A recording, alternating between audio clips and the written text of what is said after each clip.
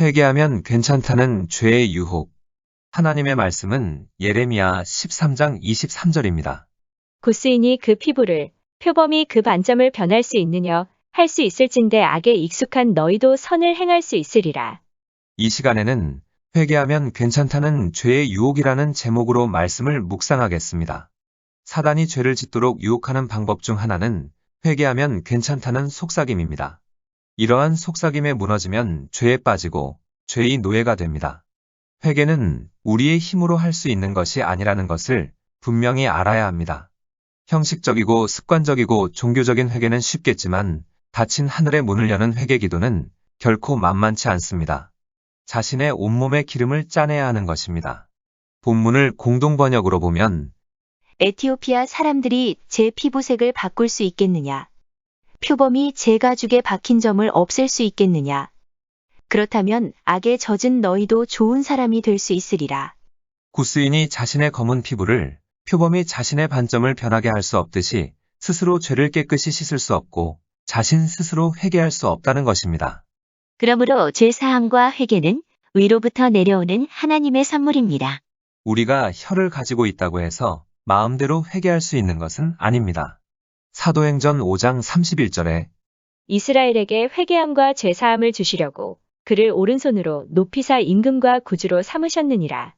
디모데후서 2장 25절에 거역하는 자를 온유함으로 훈계할지니 혹 하나님이 그들에게 회개함을 주사 진리를 알게 하실까 하며 이러한 말씀을 통해서 알 수 있듯이 사람이 임의로 회개할 수 있는 것은 아닙니다. 무지하고 현혹된 사람은 주여 제게 긍휼을 베푸소서라고 말만 하면 무조건 천국으로 갈 수 있는 것으로 압니다. 그러나 많은 이들이 가짜 보석을 샀다가 망한 것처럼 많은 이들이 회개에 대해 오해를 하다가 지옥에 떨어지고 맙니다. 많은 사람이 회개의 그림자만을 붙잡고 의지하는데 우리는 회개의 본질을 깊이 생각해야 합니다. 히브리어에서 회개는 사람이 하던 일로부터 돌이키는 것을 담고 있는 방향 전환을 의미합니다. 즉 가던 길을 멈추고 돌아서는 것, 죄로부터 하나님께로 돌아가는 것입니다.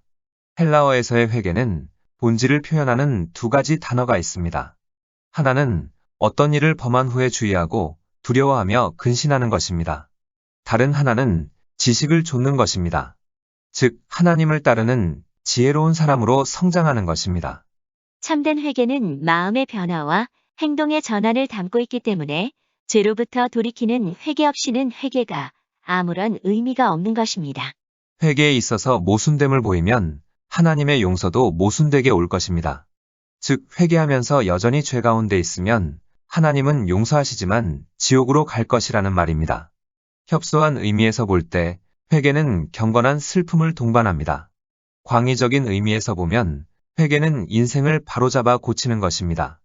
회개는 세 가지 요건을 가지고 있습니다. 그것은 행동, 주체, 조건입니다.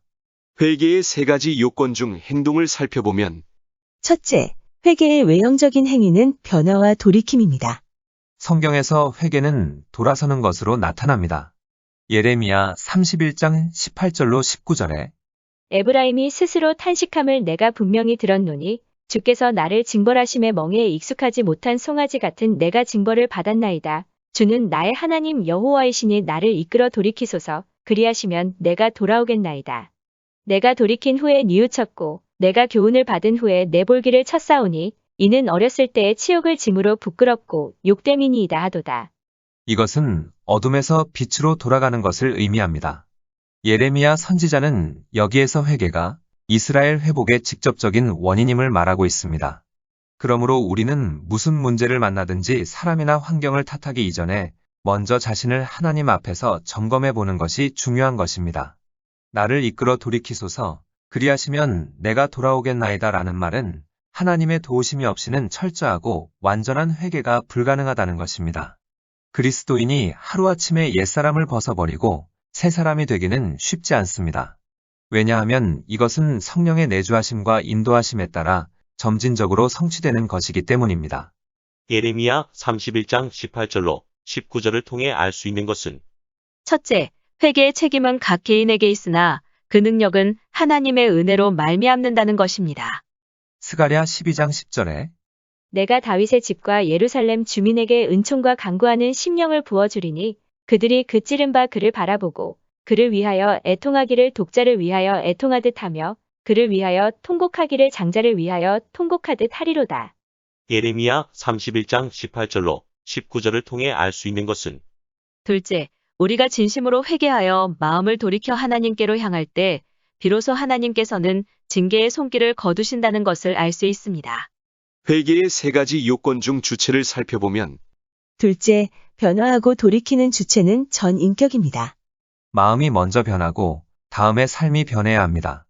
즉, 먼저는 인격이 변해야 하고 다음은 습관과 말이 변해야 하는 것입니다. 회개의 세 가지 요건 중 조건을 살펴보면 셋째, 마음과 삶이 인격과 습관과 말이 어디에서 어디로 변화되어야 하느냐는 것입니다. 죄로부터 하나님께로 돌아와야 합니다. 마음이 죄의 상태와 권세로부터 돌이켜야 하고 삶이 죄의 행위로부터 변화되어야 하는 것입니다. 즉, 하나님께 순종하기로 결단하고 순종의 삶을 살게 되면 하나님의 통치 아래 놓이게 됩니다. 죄라는 것은 하나님 자리에 내가 앉아서 내 뜻대로 행하는 것인데 이를 포기하고 하나님을 내 중심에 모시고 순종하면 마음이 변하고 삶이 변하고 인격이 변하고 습관이 변하고 말이 변화되는 것입니다. 또 하나 기억해야 할 것은 회개는 가장 마음이 끌리는 죄로부터 돌아서는 일도 포함됩니다. 에스겔 18장 30절에 주 여호와의 말씀이니라. 이스라엘 족속아, 내가 너희 각 사람이 행한 대로 심판할지라. 너희는 돌이켜 회개하고 모든 죄에서 떠날지어다. 그리한즉 그것이 너희에게 죄악의 걸림돌이 되지 아니하리라. 가장 마음이 끌리는 죄로부터 돌아서지 않으면 그것이 하나님 앞에 나가는데 걸림돌이 된다는 것을 기억해야 합니다. 헤롯 왕이 다른 것은 돌이켰지만 동생의 아내인 헤로디아에게 푹 빠져 동생이 생존하는 동안 그녀와 결혼함으로 인해 세례 요한의 책망을 받았으며 결국 그로 인해 파멸에 이르렀습니다. 가룟 유다는 가시적인 악으로부터는 돌이켰지만 돈에 대한 탐욕을 버리지 못해 지옥으로 떨어졌습니다. 모든 죄로부터 돌아서지 않는 사람은 죄 하나도 올바로 회개하지 못하는 사람이나 마찬가지입니다. 모든 죄는 하나님의 명예를 더럽히고 하나님의 존재를 욕보이며 그리스도의 마음을 아프게 하고 성령을 근심하게 하며 사람의 양심으로부터 평안을 빼앗아갑니다. 그래서 진실로 회개한 사람은 모든 죄를 십자가에 못 박으려고 애쓰는 것입니다. 이스라엘의 초대 왕인 사울이 아말렉을 진멸하라는 사무엘 선지자의 명을 받고 다른 것들은 진멸했는데 아말렉 왕 아각과 기름진 양과 소를 진멸하지 아니하므로 자신의 영혼과 자신의 왕국이 버림을 받았습니다. 자신에게 가장 끌리는 죄가 무엇인지 우리 스스로는 잘 알고 있습니다. 돈인지, 명예와 탐욕인지, 이성인지 사람마다 다르겠지만 이것들과 자신의 영혼을 바꿀 것인지를 생각해야 합니다. 욕정을 못 이긴 헤롯, 돈 욕심을 버리지 못한 가룟 유다, 탐욕, 명예, 자존심을 버리지 못한 사울 왕처럼 마음 끌리는 대로 살아간다면 멸망을 향해 달려가는 이성 없는 짐승과 다를 바 없습니다. 사무엘상 15장 10절로 31절을 보면 회개를 거절한 사울 왕을 볼 수 있습니다. 여호와의 말씀이 사무엘에게 임하니라. 가라사대 내가 사울을 세워 왕 삼은 것을 후회하노니 그가 돌이켜서 나를 좇지 아니하며 내 명령을 이루지 아니하였음이니라 하신지라. 사무엘이 근심하여 온 밤을 여호와께 부르짖으니라. 사무엘이 사울을 만나려고 아침에 일찍이 일어났더니 혹이 사무엘에게 고하여 가로되 사울이 갈멜에 이르러 자기를 위하여 기념비를 세우고 돌이켜 행하여 길갈로 내려갔다 하는지라. 사무엘이 사울에게 이른즉 사울이 그에게 이르되 원컨대 당신은 여호와께 복을 받으소서. 내가 여호와의 명령을 행하였나이다. 사무엘이 가로되 그러면 내 귀에 들어오는 이 양의 소리와 내게 들리는 소의 소리는 어찌미니이까. 사울이 가로되 그것은 무리가 아말렉 사람에게서 끌어온 것인데 백성이 당신의 하나님 여호와께 제사하려 하여 양과 소의 가장 좋은 것을 남김이요 그 외의 것은 우리가 진멸하였나이다. 사무엘이 사울에게 이르되 가만히 계시옵소서. 간밤에 여호와께서 내게 이르신 것을 왕에게 말하리이다. 가로되 말씀하소서. 사무엘이 가로되 왕이 스스로 작게 여길 그때의 이스라엘 지파의 머리가 되지 아니하셨나이까. 여호와께서 왕에게 기름을 부어 이스라엘 왕을 삼으시고 또 왕을 길로 보내시며 이르시기를 가서 죄인 아말렉 사람을 진멸하되 다 없어지기까지 치라 하셨거늘. 어찌하여 왕이 여호와의 목소리를 청종치 아니하고 탈취하기에만 급하여 여호와의 악하게 여기시는 것을 행하였나이까. 사울이 사무엘에게 이르되 나는 실로 여호와의 목소리를 청종하여 여호와께서 보내신 길로 가서 아말렉 왕 아각을 끌어왔고 아말렉 사람을 진멸하였으나 다만 백성이 그 마땅히 멸할 것 중에서 가장 좋은 것으로 길갈에서 당신의 하나님 여호와께 제사하려고 양과 소를 취하였나이다. 사무엘이 가로되 여호와께서 번제와 다른 제사를 그 목소리 순종하는 것을 좋아하신같이 좋아하시겠나이까? 순종이 제사보다 낫고 듣는 것이 수샹의 기름보다 나으니 이는 거역하는 것은 사술의 죄와 같고 완고한 것은 사신 우상에게 절하는 죄와 같음이라. 왕이 여호와의 말씀을 버렸으므로 여호와께서도 왕을 버려 왕이 되지 못하게 하셨나이다. 사울이 사무엘에게 이르되 내가 범죄하였나이다. 내가 여호와의 명령과 당신의 말씀을 어긴 것은 내가 백성을 두려워하여 그 말을 청종하였음이니이다. 청하오니 지금 내 죄를 사하고 나와 함께 돌아가서 나로 여호와께 경배하게 하소서. 사무엘이 사울에게 이르되 나는 왕과 함께 돌아가지 아니하리니 이는 왕이 여호와의 말씀을 버렸으므로 여호와께서 왕을 버려 이스라엘 왕이 되지 못하게 하셨음이니이다 하고 사무엘이 가려고 돌이킬 때에 사울이 그의 겉옷자락을 붙잡음에 찢어진지라. 사무엘이 그에게 이르되 여호와께서 오늘 이스라엘 나라를 왕에게서 떼어서 왕보다 나은 왕의 이웃에게 주셨나이다. 이스라엘의 지존자는 거짓이나 변개함이 없으시니 그는 사람이 아니심으로 결코 변개치 않으심이니이다. 사울이 가로되 내가 범죄하였을지라도 청하옵나니 내 백성의 장로들의 앞과 이스라엘의 앞에서 나를 높이사 나와 함께 돌아가서 나로 당신의 하나님 여호와께 경배하게 하소서. 이에 사무엘이 돌이켜 사울을 따라가매 사울이 여호와께 경배하니라. 죄를 지적하기 위해 찾아온 사무엘 선지자에게 사울 왕은 솔직히 자신의 과오를 시인하기보다는 변명하기에 급급했습니다. 만일 이때 정직하게 회개했더라면 용서받을 수 있었을 것입니다. 하지만 사울 왕은 자신의 불신앙 때문에 회개할 수 있었던 마지막 기회를 놓쳐버리고 말았습니다. 이러한 사울 왕의 모습은 마지막까지 회개의 기회를 주셨던 예수님의 배려를 거절하고 배신의 길로 간 가룟 유다와 비슷합니다. 자신의 잘못을 변명하기에 급급한 사울 왕의 모습이 바로 우리의 모습입니다. 다양한 방법으로 우리의 죄를 지적하실 때에 변명하고 합리화하기보다는 순간순간 회개하는 지혜로운 사람이 되어야 합니다. 또 회개는 모든 죄로부터 돌아서는 것일 뿐만 아니라 모든 선을 행하는 것입니다. 다시 말해 적극적으로 선을 행하지 않는 것도 죄라는 것입니다. 마태복음 25장 41절로 45절에 또 왼편에 있는 자들에게 이르시되 저주를 받은 자들아 나를 떠나 마귀와 그 사자들을 위하여 예비된 영원한 불에 들어가라. 내가 줄일 때에 너희가 먹을 것을 주지 아니하였고 목마를 때에 마시게 하지 아니하였고 나그네 되었을 때에 영접하지 아니하였고 헐벗었을 때에 옷 입히지 아니하였고 병들었을 때와 옥에 갇혔을 때에 돌보지 아니하였느니라 하시니 그들도 대답하여 이르되 주여 우리가 어느 때에 주께서 줄이신 것이나 목마르신 것이나 나그네 되신 것이나 헐벗으신 것이나 병드신 것이나 옥에 갇히신 것을 보고 공양하지 아니하더이까. 이에 임금이 대답하여 가라사대 내가 진실로 너희에게 이르노니 이 지극히 작은 자 하나에게 하지 아니한 것이 곧 내게 하지 아니한 것이니라. 이 말씀을 보면 하나님께 버림받은 사람들이 다른 사람의 것을 강탈한 것이 아니라 줄인 자, 목마른 자, 나그네 된 자, 벌거벗은 자, 병든 자, 옥에 갇힌 자를 돌아보지 않았기 때문에 버림받은 것입니다. 즉 사랑이 없었던 것입니다.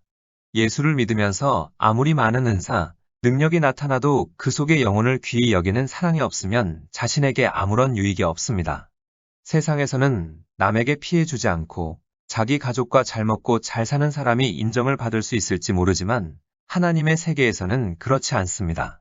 그러므로 남에게 피해 주지 않고 나만 잘 먹고 잘 살면 된다는 생각을 하고 있다면 이러한 생각은 버려야 합니다. 적극적으로 선을 행하지 않는 것도 죄이기 때문입니다. 누군가를 찾아가 보라는 성령의 음성과 영감과 감동이 오면 체면 따지지 말고 내 생각 내 감정은 버리고 겸손한 마음으로 방문해야 합니다.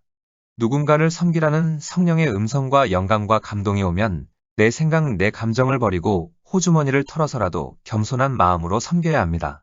적극적으로 선을 행하지 않는 것, 즉 줄인 자, 목마른 자, 나그네 된 자, 벌거벗은 자, 병든 자, 옥에 갇힌 자를 돌아보지 않는 것이 죄라는 것을 기억해야 합니다.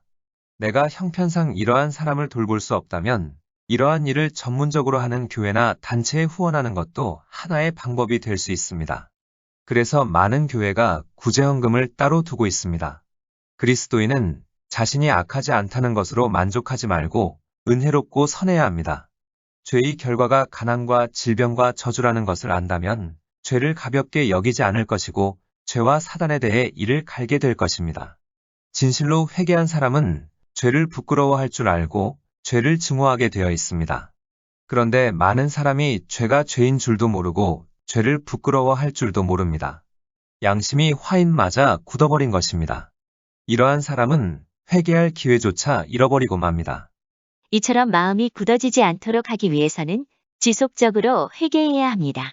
진실한 회개는 지속적인 셈이어서 거기로부터 경건한 슬픔이 언제나 솟아나옵니다. 진실로 회개하는 사람은 언제나 자기 안에서 버릴 것을 찾는 사람이요. 매일 죄로부터 멀리 떨어지고 하나님께 다가가는 것이 목표이고 행복입니다. 회개는 잠깐의 행동이 아니라 지속적인 행위입니다. 한 유대인 랍비가 제자들에게 회개하는 습관을 강조하면서 죽기 전날 반드시 회개하라고 권면하자 제자 중 하나가 이렇게 물었습니다. 사람이 죽는 날을 어떻게 압니까? 그러자 랍비가 대답했습니다. 그러므로 매일 회개하라.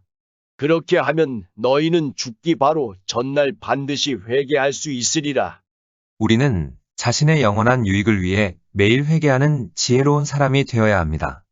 회개하는 일이 사단의 유혹처럼 쉬운 일이라면 많은 사람이 회개하지 않음으로 인해 생기는 양심의 공포와 무서움을 느끼고 진노와 영구적인 파멸을 두려워하지 않을 것입니다. 회개가 그렇게 쉬운 일이라면 많은 사람이 회개하지 않음으로 인해 지옥에 가지 않을 것입니다. 그러므로 병을 치료하는 것보다 병에 걸리지 않는 것이 더 나은 것처럼 회개하며 죄를 용서함 받는 것보다 죄를 짓지 않는 것이 더 나은 것입니다. 죄를 짓게 되면 영력이 약해지고 진노 아래 놓이게 되어 양심이 마비되고 죄를 합리화함으로 자신도 모르게 하나님을 멀리하게 됩니다. 죄를 범하기 위한 목적으로 회개가 쉽다고 생각한다면 에서가 장자의 축복을 잃어버린 후에 눈물로 구했지만 그것을 찾지 못했다는 것을 기억해야 합니다. 이것은 에서를 통한 무서운 경고입니다. 하나님의 긍휼을 멸시한 사람은 하나님의 공의로 파멸당하는 것입니다. 이 땅에 사는 동안에는 죄를 완전히 끊을 수 없기에 늘 회개하는 삶을 살아야 하지만 죄를 범하기 위한 목적으로 회개하면 된다는 생각은 버려야 합니다. 신앙생활에서의 잘못된 지식과 착각과 오해는 영원히 돌이킬 수 없게 됩니다. 우리는 항상 신앙의 정도를 걷기 위해 노력하고 의의 도구로 쓰임 받아야 합니다. 욕심, 음란, 부정, 사욕 등 마음 끌리는 대로 살아간다면 멸망을 향해 달려가는 이성 없는 짐승과 다를 바 없습니다. 욕심 속에 음란이 있고 탐욕이 있고 미움과 시기와 질투가 있기 때문입니다. 우리는 사도 바울처럼 모든 것을 배설물로 여기고 오직 예수만을 좇아야 합니다. 그러기 위해서는 성령 충만을 간절히 사모해야 합니다.